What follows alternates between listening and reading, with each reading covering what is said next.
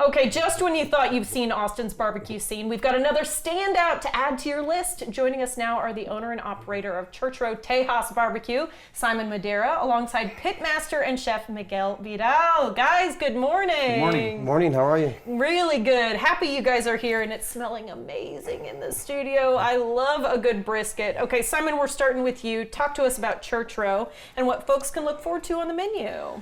Well, as you guys know, a lot of people know Miguel. It's the Tex-Mex barbecue.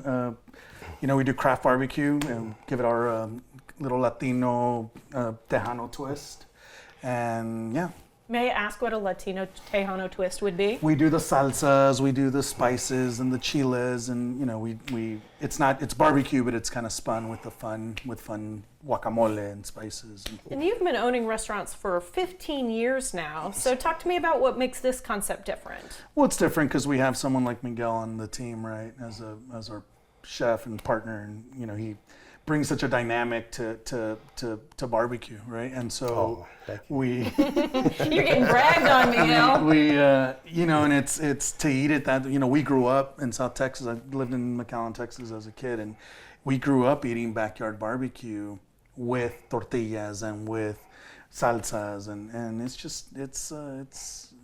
it speaks to our heritage. It's special. Amazing. Yeah, and we do have salsas here. We have tortillas here. That is something that makes it stand out a little bit. Miguel, talk to us about your brisket smoking process. I know you can't give all your big secrets away, but tell me a little bit about how long you smoke, the kind of wood you use, that sort of thing. Well, to kind of touch on what you asked Simon a while ago, like what makes it unique or what makes it Tejano or whatever, I feel like utilizing mesquite wood, which we're probably one of the few or maybe one of the only one or two places that use mesquite wood for long cooks on brisket. I think that hits that dynamic of South Texas and brings a certain flavor that's unique when most of Central Austin's using post oak. Okay. So it's like opposite notes there, The wood burns really hot. You just have to control the fire, make sure you put in the right pieces of wood in. We go about 12, 14 hours on our brisket. Nice. And while most Central Texas is doing salt and pepper or maybe salt, pepper, garlic, we make a red rub, which is kind of a blend of salt, pepper, garlic, and some chili spices. So that's kind of another addition that makes it unique. Making homemade flour tortillas and just kind of trying to represent what I feel like is true Tejano cooking and that's done around Texas. Which is amazing. Okay, and you want to demo for us how to slice brisket. I was told off camera that lean and moist exist in the same cut. Is that true? Oh yeah, because you have the point and then you have the flat, which is otherwise known as the lean and moist. Right around here in the center, we're going to cut it right down the middle. And now you'll see I could watch textures. This all day. Yeah. And I'll slice a few. Oh, it smells incredible. So this has. You're gonna have some? I would love to have some. People are going to see a lot of rub in my teeth, but. And so I see that you're slicing it kind of on different sides of the grain, so to speak. Talk to me about that. Okay, so you have the decal that runs through the center of the brisket, and you'll have the muscle where it changes. So when you're slicing the fatty part, you're gonna want to cut the opposite way of the lean because the muscle tenders to have two different textures there. If you were to slice this way, it's gonna shred up and not look nice. Ah, okay. So here you have our moist, and here you have lean brisket. The lean brisket happening at the same time. Okay, I can see what you were talking about him being such a pro. He knows his stuff. Okay. What can people mess up when they're smoking brisket, Miguel? I mean, I can mess up by not paying attention, right? But I think when you're cooking at home, one of the biggest things I think people make mistakes on is under seasoning, number one.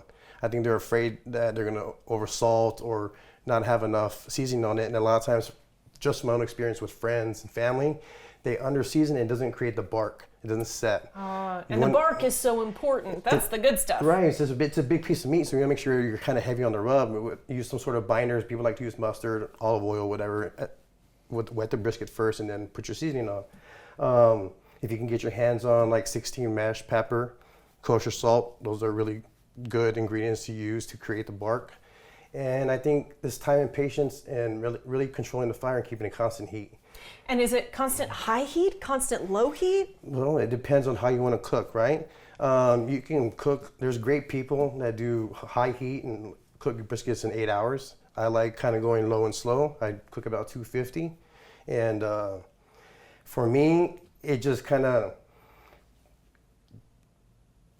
makes the brisket a little bit more tender, a little bit, gives it a little bit more flavor, especially, I like the long cook on it, hot and fast. Just different styles for different people. But. Gotcha. Well, I'll tell you, your style is looking really good. I'm going to let you plate up while I ask a little bit, Simon, about what else comes with the brisket when you guys eat at Churchrow's. So we do the pulled pork, right? We have all the traditional craft meats: the brisket, the pulled pork, the chopped brisket. We've got we don't do turkey. We Okay. do whole chickens that we smoke and we pull. And this is chicken. This is these one of are our chicken appetizers. thighs. Oh, it looks absolutely amazing. And so those are smoked thighs that then he finishes off with some habanero mustard, which is this, and then a homemade barbecue sauce. And then he uses agave to kind of like char the outside. It's just a really fun,